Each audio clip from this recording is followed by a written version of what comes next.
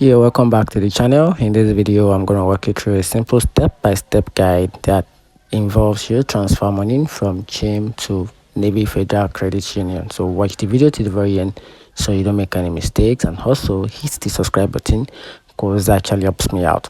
So to get started with the simple step-by-step walk around on how to transfer money from your Chime to Navy Federal Credit Union.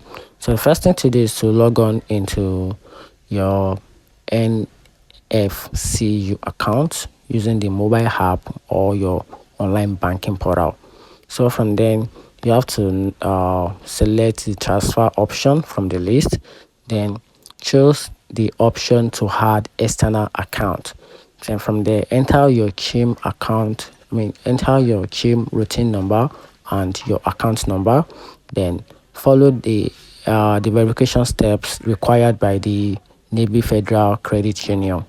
Then from there, once your Chime account is linked and verified, select it as the source account and select it as your source account.